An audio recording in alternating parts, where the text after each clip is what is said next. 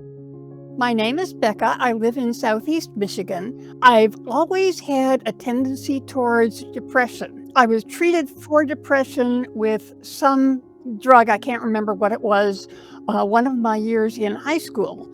And that was an absolute disaster. It didn't cure it, covered up my depression, but my notes from all of my classes were totally incomprehensible. When I went to college, a then boyfriend told me, where other people have interests, you have enthusiasms. And he didn't mean that as a compliment. And what I think he was reacting to was hypomania. When I get really interested in a subject, I will do a very deep dive into it, and it becomes almost all-consuming. On the other hand, I have what Kipling's elephant child called insatiable curiosity. So my college degree was a triple major, psychology, anthropology, and history, and a double minor of biology and criminal justice. What I was trying to do was figure out, basically, what does it mean to be a person? My first marriage was also a disaster. He was very much into gaslighting and made me totally doubt my sense of reality. It was basically, if I loved him, I had to believe what he said. It was so bad that at one point I actually did attempt very half-heartedly to commit suicide. Through the grace of some very good friends, they came and, in essence, rescued me. I really think that what happened at that point was probably my first psychic break, what they would otherwise in other times call a nervous breakdown. And through their grace and a good psychiatrist who was also my therapist, I did heal enough that I could go back to work, get a good job, and become, be strong enough to divorce my then husband and become the kind of person who could successfully be married to my now husband.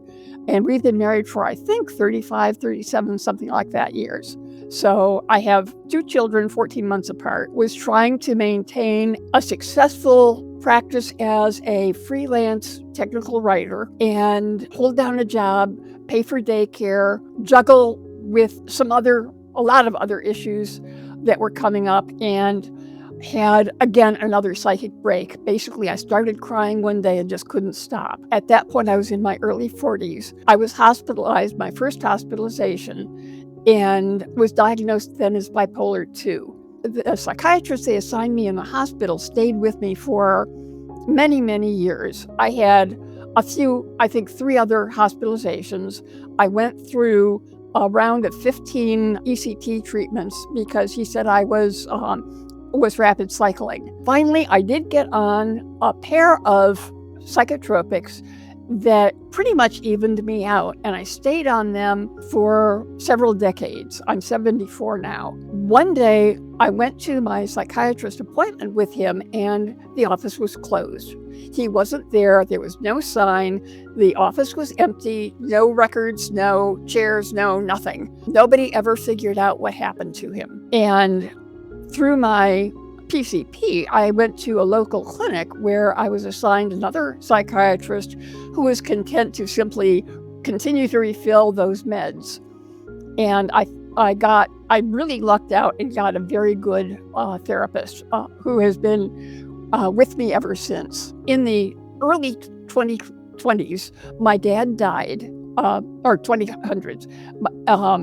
And my mom moved out to be with my brother and sister in California. She lived there happily for several years, but eventually she felt that she had to get her pacemaker battery replaced, and there were several other issues. And through the grace of the California Medical Assistance in Dying, she chose an assisted death. And my sibs and I were all with her when she died. And if there is such a thing as a good death, she had it. A couple of years later, my older sister died suddenly. We think possibly of complications of COVID. And I realized that I couldn't grieve. I wasn't sad for my sister's death, my mother's death, my father's death, and that really bothered me.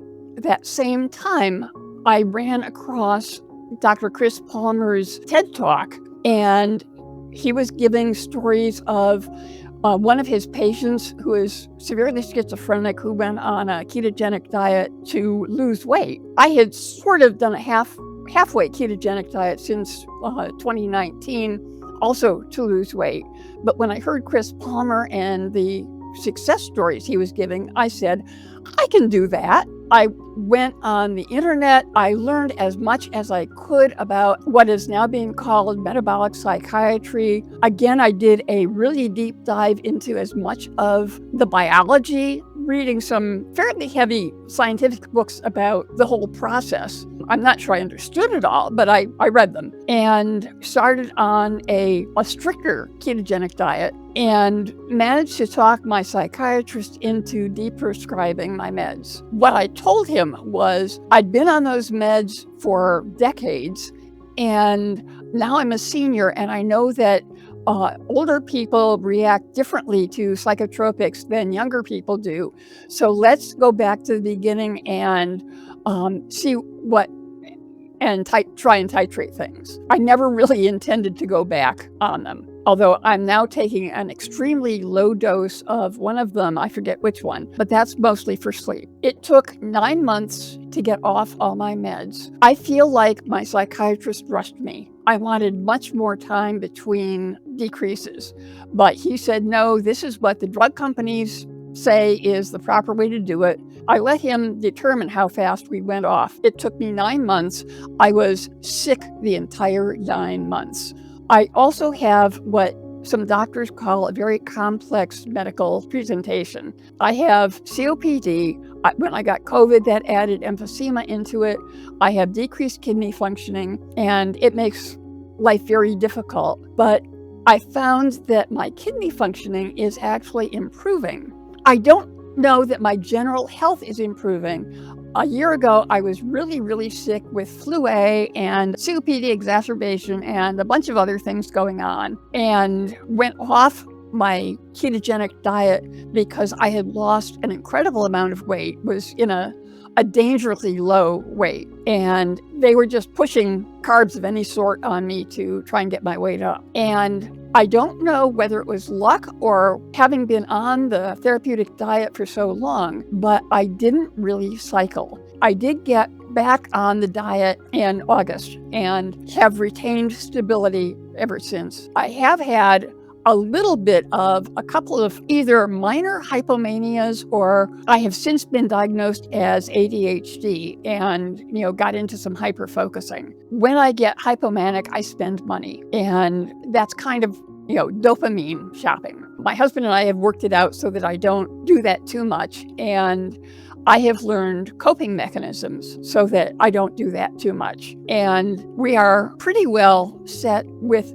family structure and my own coping mechanisms that I can manage any symptomatic swings these days. My interest in everything that I was learning from Chris Palmer and Dr. Georgia Ede and all the books I was reading and the YouTubes I was reading, and I discovered Lauren's journey. I really have been involved in the whole field of metabolic psychiatry now. I think if I had known about it, if it had existed when I was in college, that would have been the way I went.